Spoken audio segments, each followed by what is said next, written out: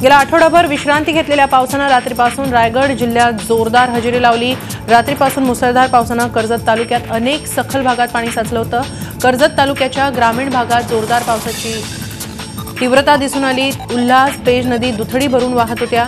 त्यातच जोरदार पावसानं पाताळगंगा नदीसह नाले ओढे भरून वाहत आहेत। सोसाट्याच्या वाऱ्यासह दाखल झालेल्या पावसाचा ग्रामीण भागात काही ठिकाणी फटका बसलाय।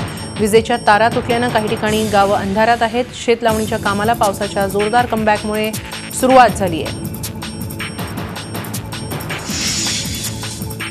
सिंधुदुर्ग जिल्ह्यातही पावसाचा जोर वाढलाय। आंबोली सावंतवाडी भागात जोरदार पाऊस बरसला। पावसामुळे नद्यांच्या पातळीत वाढ झाली। मुसळधार पावसामुळे आलेल्या पुरात सावंतवाडीमधल्या कारिवडे भागात संगीता प्रभाकर माळकर ही महिला वाहून गेली। पोलीस ग्रामस्थांच्या मदतीनं या महिलेचा शोध घेत आहेत। सिंधुदुर्ग जिल्ह्यात कोकण रेल्वेची वाहतूक ठप्प झाली आहे। कसाल कणकवलीच्या दरम्यान रेल्वेची वाहतूक खोळंबली आहे, तर बिकानेर एक्सप्रेस कणकवली स्थानकात थांबवण्यात आली आहे।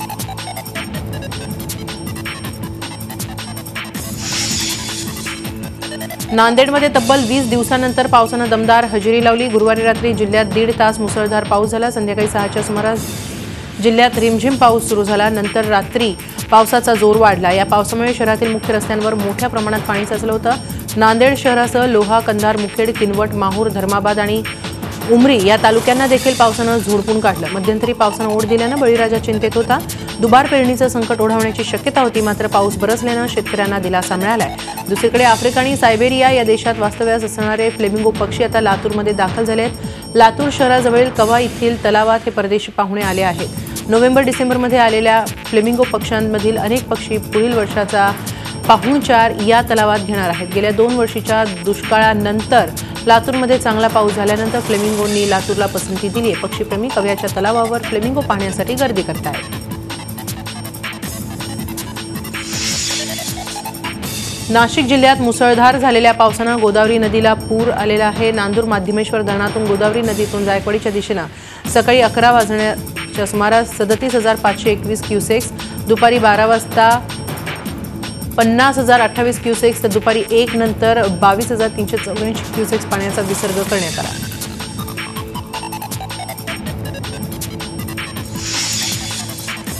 नाशिक शहरात मध्यरात्रीपासून पावसानं दमदार सुरुवात केली। गेल्या काही तासात झालेल्या मुसळधार पावसानं गोदावरीतल्या दुतोंड्या मारुतीच्या कमरेपर्यंत पाणी पोहोचलं। त्याचप्रमाणे गोदान देवीचं मंदिरही पूर्णपणे पाण्याखाली गेलं। पाऊस सुरूच राहिला तर सर्वच मंदिरं पाण्याखाली जाण्याची शक्यता आहे। दरम्यान आज सकाळी पाण्यात वाहून गेलेल्या एका कारला काढण्यासाठी लोकांनी प्रयत्नांची शर्थ केली। या पावसामुळे दुबार पेरणीचं संकट टळलं असलं तरी दुसऱ्या बाजूला गोदावरी प्रदूषित झाली आहे। शहरातील गल्लीबोळातून तसंच नाल्यातून गोदाकाठेवरील गटाराचं पाणीही गोदावरी नदीच्या पाण्यात मिसळत आहे। नदीची पातळी वाढली आहे। गोदावरीच्या पात्रात सर्वत्र घाण दुर्गंधी पाहायला मिळते। पावसाळी गटार योजना सपशेल अपयशी ठरल्याचं हे द्योतक आहे।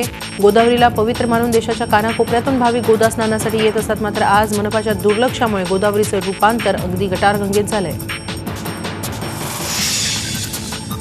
नाशकातल्या पावसानं गोदावरीच्या तीरावर असणाऱ्या अनेक बाजारपेठा पाण्याखाली जाण्यास सुरुवात झाली आहे। त्याआधी गोदावरीची पातळी वाढू लागली। यापैकी अनेक दुकानं पाण्याखाली जातात, त्यामुळे काठावरच्या दुकानांमध्ये आता आवराआवरी सुरू झाली आहे। मुंबईत तुंबलेल्या पाण्यावरून भाजप सत्ताधारी शिवसेनेवर सातत्यानं टीका करत असतं। नाशकात मात्र भाजपची सत्ता आहे। तिथं आज पडलेल्या पावसामुळे शिवसेनेनं सत्ताधारी भाजपच्या विरोधात तुंबलेल्या पाण्यावरून आंदोलन केलं। रस्त्यावर साचलेल्या पाण्यात पोहून विद्यार्थी सेनेनं हे आंदोलन केलं। महापालिकेच्या सातपुरा विभागीय कार्यालय बाहेर शिवसेना विद्यार्थी सेनेचे आंदोलन मनपा प्रशासनाचा निषेध करणारं होतं। माथेरानमध्ये काल संध्याकाळपासून जोरदार पर्जन्यवृष्टी सुरू आहे। सकाळपासून पावसाचा जोर कायम आहे। आतापर्यंत 199 मिलीमीटर पावसाची नोंद झाली आहे। सोसाट्याचा वारा आणि पाऊस असल्यानं काही प्रमाणात जनजीवन विस्कळीत झाले आहे। अनेक भागात वीज येते जाते अशी स्थिती आहे। पुण्यातही पावसानं दमदार कमबॅक केलं। गुरुवारी दिवसभर फारसा जोर जाणवला नाही, मात्र रात्री पावसाच्या जोरदार सरी बरसल्या। आज देखील सकाळपासून हलक्या ते मध्यम स्वरूपाचा पाऊस सुरूच आहे। विशेष म्हणजे पुण्याच्या धरण क्षेत्रात चांगला पाऊस सुरू आहे। पुण्याला पाणी पुरवठा करणाऱ्या पानशेतचा साठा 50% गेलाय, तर वरसगाव खडसवासला 25% भरले। टेंभर देखील 10% पोहोचले। या पावसामुळे पुणेकरांना मोठा दिलासा मिळाला। महत्त्वाचं म्हणजे ग्रामीण भागातील रखडलेल्या पेरण्या या पावसामुळे सुरू होणार आहेत। त्याचप्रमाणे काही भागातील दुबार पेरणीचं संकट तुर्तास तरी टळलंय। पिंपरी चिंचवड या उद्योग नगरीला पाणी पुरवठा करणारं पवना धरण 50% भरलंय। धरण परिसरात 1 जूनपासून आतापर्यंत 1310 मिलीमीटर पावसाची नोंद झाली आहे, तर गेल्या 24 तासात 130 मिलीमीटर पाऊस धरणात झालाय। 1 जूनपासून पाणीसाठ्यात 30.32% वाढ झाली आहे, तर गेल्या 24 तासात झालेल्या पावसामुळे धरणातील पाणीसाठ्यात 2.59% वाढ झाली आहे।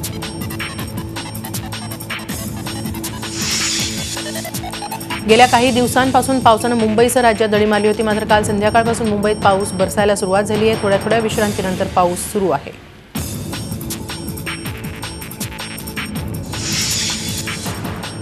कल्याण शहर आणि ग्रामीण भागात कालपासून जोरदार पाऊस कोसळतोय। टिटवाळा आंबिवली परिसरात पावसामुळे जनजीवन विस्कळीत झाले। या पावसाचा फटका काळू नदीच्या काठावरील गावांना बसलाय। काळू नदीवरील पूल पाण्याखाली गेला असून 10 ते 12 गावांचा टिटवाळा शहराशी संपर्क तुटलाय। रुंदे गावाजवळील काळू नदीला पूर आल्यानं नदीवरील पूल पाण्याखाली गेलाय।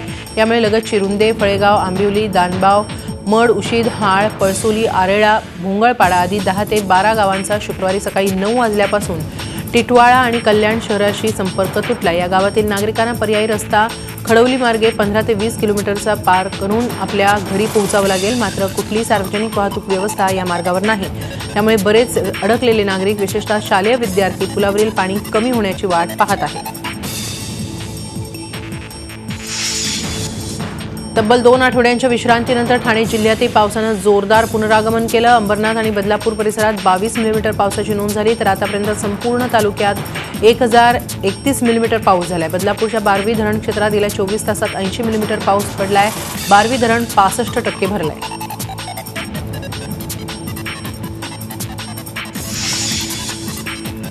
हवामान खात्यानं अंदाज वर्तवला असला तरी अजूनही मराठवाड्यामध्ये मात्र पावसानं हजेरी लावलेली नाही।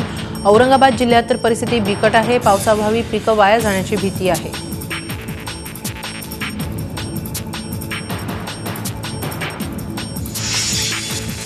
जुलै महिन्याचा पहिला पंधरवडा संपत आला तरी अकोला जिल्ह्यात पावसाच्या पाण्याचा थेंब पडलेला नाही। पावसानं दडी मारल्यानं शेतकरी हवालदिल झाला असून खरीप पिकांनी मान टाकायला सुरुवात केली आहे। काही ठिकाणी पिकं करपून गेली आहेत। पावसानं ऐनवेळी दगा दिल्यामुळे शेतकऱ्यांवर दुबार तिबार पेरणी करण्याची वेळ आली आहे। पीक कर्ज देण्याची घोषणा सरकारनं केली, मात्र शेतकऱ्यांना प्रत्यक्षात कर्ज काही मिळालेलं नाही।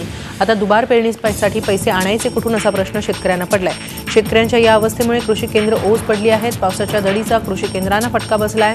कृषी केंद्र चालकांना शेतीला लागणारी बियाणं, खतं, औषधांचा साठा त्यांनी करून ठेवलाय, मात्र त्याला गिराईक मिळेना असं झालंय। आम्ही कृषी केंद्र व्यावसायिक वर्षभर खरीप हंगामाची वाट पाहतो। त्यात काही आपला बिझनेस होईल याची वाट पाहतो, त्याची वर्षभर तयारी करून ठेवतो, माल साठवून ठेवतो। पण यावर्षी पाऊस नसल्यामुळे आमचा सकाळपासून संध्याकाळपर्यंत दिवस असाच निघत जात आहे। बीड शहराला पेठबीड भागाशी जोडणाऱ्या बिंदुसरा नदीवरच्या पुलाची मोठी दुरवस्था झाली आहे। पुलाचे कठडे पूर्णपणे तुटून गेले असून संरक्षक भिंत देखील पडली आहे। या पुलावरून दररोज हजारो बीडकर आपला जीव मुठीत घेऊन ये जा करतात। वर्षभरापूर्वी आलेल्या महापुरानं या पुलाचं अतोनात नुकसान झालं, मात्र वर्ष सरलं असलं तरी या पुलाच्या दुरुस्तीकडे लक्ष द्यायला बीड नगरपालिकेला वेळ मिळालेला नाही। यंदाच्या पावसाळ्यात जोराचा पाऊस झाला आणि पूर आला तर बीडकरांचा संपर्क तुटणार यात शंका नाही। त्यामुळे पुन्हा एकदा महापूर येण्यापूर्वी तरी या पुलाची डागडुजी होणार का असा प्रश्न ग्रामस्थ विचारतायत। नदीला आलेल्या नव्या पाण्याची पूजा करण्याची परंपरा कोल्हापूरकर गेल्या अनेक वर्षांपासून जपतायत। शहरातील नागरिक आणि पेठातील तालीम मंडळाच्या कार्यकर्त्यांनी वाजत गाजत आणि पीठभाग वाद्याच्या गजरात नव्या पाण्याचं स्वागत केलं। आजच्या दिवशी त्र्यंबोली देवीची यात्रा असते। आजही हे नवं पाणी देवीला आणि घरातील देवांना वाहिलं जाण्याची परंपरा अखंडपणे सुरू आहे।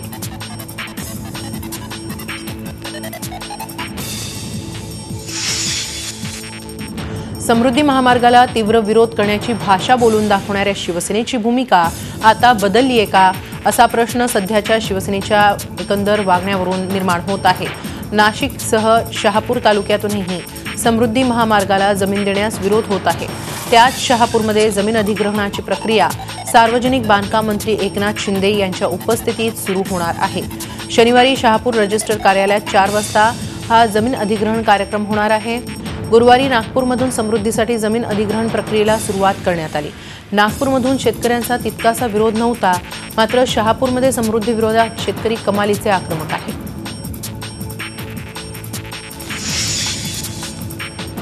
सरकारनं जाहीर केलेली कर्जमाफी फसवी असल्याचा आरोप करत यवतमाळमध्ये शेतकरी न्याय हक्क समितीनं पोलिसांना गुंगारा देत जिवंत शेतकऱ्यांच्या शवयात्रा काढल्या। शहरात ठिकठिकाणाहून शेतकऱ्यांनी शवयात्रा काढल्यानं पोलीस तगडा बंदोबस्त ठेवूनही सैरभैर झाले। त्यात आमदार बच्चू कडू हे एसटी बसनं शहरात दाखल झाले। त्यांनी आणि माजी आमदार वामनराव चटप यांनी पोलिसांच्या समक्षच जिवंत शेतकऱ्यांना खांदा देत प्रतिकात्मक शवयात्रा जिल्हाधिकाऱ्यांच्या घरापर्यंत आणल्यानं तणाव वाढला। शेतकरी आंदोलकांनी सरकारचा निषेध नोंदवत आगामी काळात गावागावातून आंदोलन भडकेल असा इशाराही दिला। बळजबरीपणा चालू करत असतात तर आम्ही काही आतंकवादी नाही आहे। उगाच आम्हाला विनाकारण खडसण्याचा प्रयत्न शासनानं करू नये आणि असं केलं तर न कळत आम्ही पालकमंत्र्याच्या घरात घुसू आणि तिथं आंदोलन करू पालकमंत्र्याच्या घरात घुसू। एक तर आपण पाहिजे का फसवी कर्जमाफी त्यांनी केलेली आहे। अतिशय शांततेपणे हा मोर्चा होऊ शकला असता, परंतु जाणून बुजून जनतेचा आवाज, लोकांचा आवाज, शेतकऱ्यांचा आवाज दाबण्याचा प्रयत्न या प्रशासनाने केलेला आहे आणि म्हणून या गोष्टीचा आम्ही इथे या ठिकाणी निषेध करतो। तुमचे जुने दागिने सोनाराकडे मोडताना त्यावर जीएसटी लागणार नाही। जीएसटी संदर्भात पसरलेल्या गैरसमजांवर सध्या सरकारनं स्पष्टीकरण देण्याची मोहीम आखली आहे। त्याचाच एक भाग म्हणून दिलेल्या स्पष्टीकरणात केंद्रीय महसूल सचिव हसमुख अढिया यांनी हे स्पष्टीकरण दिलंय। जुने दागिने मोडणं हा व्यवसायाचा भाग नाही, त्यामुळे त्यावर जीएसटी लागणार नाही। त्याचप्रमाणे जुना कर विकण्यावरही जीएसटी लागणार नाहीये। सरकारनं दिलेल्या स्पष्टीकरणात जीएसटी कायद्याच्या कलम 9 मध्ये त्यासाठी आवश्यक ते बदल केल्याचंही हसमुख अढिया यांनी स्पष्ट केलंय। आता राज्यात मुक्त शाळेची अत्यंत अभिनव संकल्पना राबवण्याचा निर्णय शिक्षण विभागानं घेतलाय। याबाबत शासन आदेश काढण्यात आलाय, त्यामुळे लाखो विद्यार्थ्यांना मोठा दिलासा मिळणार आहे। महाराष्ट्र राज्य मुक्त विद्यालय मंडळाची स्थापना करण्यात येणार असून ते राज्य मंडळाचा भाग म्हणून काम करेल। या मंडळाअंतर्गत 5वी, 8वी, 10वी आणि 12वीची परीक्षा देता येईल। त्यासाठीचा अभ्यासक्रमही वेगळा असेल। या सर्व परीक्षांचे प्रमाणपत्र शिक्षण मंडळाच्या परीक्षांनुसार समकक्ष असतील। तसंच सरकारी नोकरीसाठीही ही प्रमाणपत्र वैध मानण्यात येतील।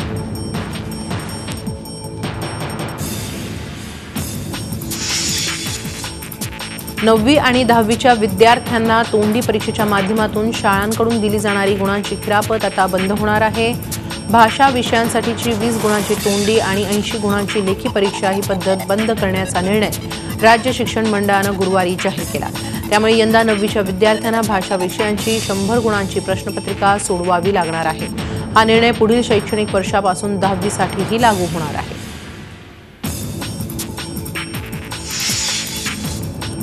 जेलच्या 4 भिंतींच्या आत नेमकं काय घडतं याबाबतचे धक्कादायक गौप्यस्फोट धुळे जेलमधील कॉन्स्टेबल अनिल बुरकुल यांनी शुक्रवारी केले। विविध तुरुंगांमध्ये बदली आणि बढत्यांमध्ये भ्रष्टाचार कसा चालतो हे त्यांनी चव्हाट्यावर आणलं। जेल अधिकारी आणि कैदी यांच्यात नेमकं काय साटलोट असतं, नाशिक जेलमध्ये कैद्यांना मोबाईल कसे मिळतात, अंडा सेलमध्ये फोटो सेशन कसं चालतं, जेलमधील भ्रष्टाचाराची तक्रार करणाऱ्यांवरच कारवाई कशी होते याचा पाढाच बुरकुल यांनी झी मीडियाकडे वाचून दाखवला। 500हून अधिक मोबाईल सापडले, अनेक चौकशा झाल्या। टीव्ही चॅनलवरून याची खूप मोठ्या प्रमाणावर पोलखोल करण्यात आली। अक्षरशः जीवावर उदारून आमच्या पत्रकारांनी हा सगळा प्रकार बाहेर आणला, उघडकीला आणला। तरी देखील अजून आपल्याला असं वाटतंय की या कारागृहात खूप मोठ्या प्रमाणावर मोबाईल असण्याची शक्यता आहे। आपण खात्रीनं सांगू शकता की मोबाईल आहेतच?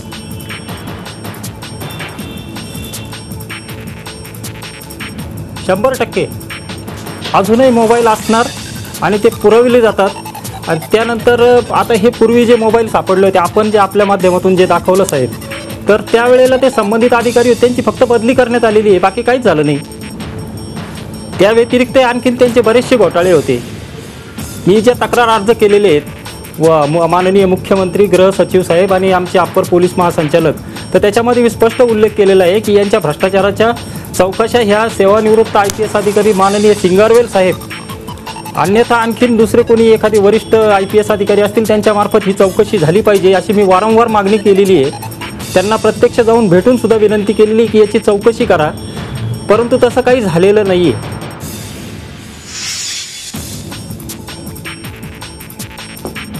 राज्यभरात 150 पेक्षा अधिक ठिकाणी घरफोड्या करणाऱ्या चड्डीबनियन गँगला कोल्हापूर पोलिसांनी अटक केली आहे. या गँगकडून कोल्हापूर जिल्ह्यातल्या 60 घरफोड्यांची उकल करण्यात स्थानिक गुन्हे शोध पथकांच्या पोलिसांना यश आलंय. या टोळीकडून सोन्या चांदीचे दागिने, रोख रक्कम आणि फॉरेन करन्सीसह 48 लाखांचा मुद्देमाल जप्त करण्यात आलाय. उस्मानाबाद जिल्ह्यातून या टोळीतील 4 जणांना कोल्हापूर पोलिसांनी अटक केली आहे. यांच्याकडून आणखी गुन्हे उघडकीला येण्याची शक्यता पोलिसांनी वर्तवली आहे. उस्मानाबाद जिल्ह्यातील आरोपी जेरबंद केले. त्या आरोपींची पोलीस कोठडी घेण्यात आली आणि त्या आरोपींकडून आतापर्यंत जवळजवळ 4.5 लाख रुपये कॅश, चांदी 127 ग्रॅम आणि अन्य वस्तू मिळालेल्या आहेत. हे अतिशय चांगलं डिटेक्शन झालेलं आहे. मंजुला शेटेची हत्या केल्यानंतर मंजुलाचं रक्त पुसून टाकण्यात आलं. तसंच अत्याचार करण्यासाठी वापरण्यात आलेली काठी इतर कैद्यांना सांगून नष्ट करण्यात आली असा खळबळजनक आरोप अण्णाभाऊ साठे महामंडळ घोटाळ्याप्रकरणी जेलमध्ये असलेले आमदार रमेश कदम यांनी केलाय. हत्येनंतर संध्याकाळी 6 नंतर 2 कैद्यांच्या मदतीनं जेल पोलीस अरुण जाधव आणि बनसोजडे यांनी आरोपी गुलाब यादव, चंद्रकांत यादव, सुभाष यादव आणि आरोपी मंडल यांच्या मदतीनं जागा स्वच्छ केली आणि पुरावे नष्ट केल्याचा आरोप कदम यांनी केलाय. आपल्या समोर हा प्रकार घडल्याचं आमदार कदम यांनी म्हटलंय. या प्रकरणी अटक झालेल्या आरोपींना किला कोर्टानं 14 दिवसांची न्यायालयीन कोठडी सुनावली आहे. आरोपींच्या पोलीस कोठडीसाठी पोलीस इच्छुक नसल्याचं दिसून आलं. त्यामुळे मुंबई क्राईम ब्रांच जेल पोलिसांना पाठीशी घालतंय का असा आरोप केला जातोय. मुंबईतल्या रेल्वे स्थानकातून सराईत चोरानं गाफील प्रवाशाचा मोबाईल हिसकावून पळ काढला. मध्य रेल्वेच्या कुर्ला रेल्वे स्थानकातली ही घटना सीसीटीव्हीत कैद झाली आहे. 12 जुलैच्या रात्री 12 वाजता कुर्ला फलाटावर उभी असलेली गाडी नुकतीच सुटत होती. त्याचवेळी फलाटावरच्या गाफील प्रवाशाचा मोबाईल हिसकावून नामदेव कदम यानं पळ काढला. मात्र तिथं असलेल्या इतर जागरूक प्रवाशांनी नामदेव कदमला पकडून चांगला चोप दिला. मात्र तरीही हा मोबाईल चोर पळून जाण्यात यशस्वी ठरला. त्याचवेळी नामदेव कदम याच्या बॅगमधील कागदपत्र फलाटावर पडली. त्याआधारे पोलिसांनी त्याला अखेर जेरबंद केलंच. बाबूराव कदम करके हुई, वो गाड़ी स्टार्ट होते ही प्लेटफॉर्म पे रुके हुए एक यात्री के हाथ से मोबाइल खींचने की कोशिश किया और यात्री को भी चलती गाड़ी की तरफ खींचने की कोशिश की, लेकिन वो मोबाइल चुराने में कामयाब नहीं हुआ. बाद में वो यात्री को धक्का मार के भाग गया सिटी एरिया में. लेकिन इस दौरान उसका एक आइडेंटिफिकेशन कार्ड वहाँ पे प्लेटफॉर्म पे गिर गया, जिसकी मदद से आज उसे ढूंढा गया. आगे कार्रवाई जारी है. चंद्रपुरात 12 कोटी रुपये खर्चून नूतनीकरण झालेल्या राज्यातील सर्वाधिक सुसज्ज सभागृहाचं थाटात लोकार्पण करण्यात आलं. राज्याचे अर्थमंत्री सुधीर मुनगंटीवार यांनी शहराच्या मध्यभागी असलेल्या प्रियदर्शनी नाट्यगृहाचं लोकार्पण करताच झाडीपट्टी रंगभूमीवरील अत्याधुनिक रंगमंचाचा पडदा कला जगतासाठी खुला झाला. नाट्यगृहात स्थायी स्वरूपातील लता मंगेशकर कला दालनाची निर्मिती करण्यात आली आहे. तर तांत्रिकदृष्ट्या सर्वोत्तम रंगमंच व्यवस्था, प्रकाश योजना आणि ध्वनी व्यवस्थेचा वापर करण्यात आलाय. अधिक आरामदायी आसन व्यवस्था करण्यात आल्यानं सभागृहाच्या एकूण आसन संख्येत थोडी घट झाली असून ती आता 850 एवढी झाली आहे. या लोकार्पण कार्यक्रमामध्ये सभागृहात बसवण्यात आलेल्या ध्वनी आणि प्रकाश व्यवस्थेवर आधारित लाईट साऊंड शो सादर करण्यात आला. हे नाट्यगृह झाडीपट्टीतील सांस्कृतिक वैभव राज्य आणि देशात अधिक ठळकपणे बिंबवण्यासाठी सहाय्यभूत ठरेल असा विश्वास राज्याचे अर्थमंत्री आणि जिल्ह्याचे पालकमंत्री सुधीर मुनगंटीवार यांनी व्यक्त केला. भिवंडी तालुक्यातल्या पूर्णा गावात श्रीराम कंपाऊंडमधील रौनक वेअरहाऊस केमिकल गोडाऊनला भीषण आग लागली आहे. आजूबाजूला केमिकल गोडाऊन्स असल्यामुळे परिसरात घबराटीचं वातावरण आहे. आग आटोक्यात आणण्यासाठी भिवंडी, कल्याण, उल्हासनगर, ठाणे इथल्या अग्निशमन दलाच्या 6 गाड्या घटनास्थळी दाखल झाल्यात. मध्य रेल्वे गणेशोत्सवासाठी विशेष गाड्यांच्या आणखी 60 फेऱ्या वाढवणार आहे. याआधी रेल्वेने 142 जादा फेऱ्यांची घोषणा केली होती. पनवेल ते सावंतवाडी, LTT ते करमाळी आणि मुंबई ते चिपळूण या मार्गावर या गाड्या चालणार आहेत.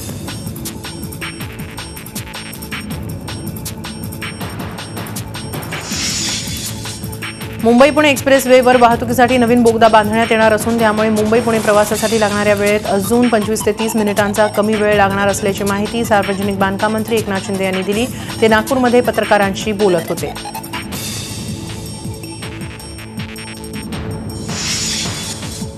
झी 24 तासच्या संघर्षाला विसात या विशेष उपक्रमात सटाण्याच्या सचिन देवरे या गुणी विद्यार्थ्याची यशोगाथा पाहून कर्जांच्या ग्रामस्थांकडून मदतीचा ओघ सुरू झालाय. ग्रामस्थांबरोबरच शाळेचे विद्यार्थीही पुढे सरसावलेत. करंजाडच्या कॉम्रेड उदाराम देवरे माध्यमिक विद्यालय आणि जिल्हा परिषद शाळेत विशेष कार्यक्रम घेऊन विद्यार्थ्यांनी आपल्या खाऊचे पैसे आणि पॉकेट मनीतून सचिनला मदत केली आहे. जमलेल्या मदतीचा डिमांड ड्राफ्ट झी 24 तासकडे सुपूर्द करण्यात येणार आहे.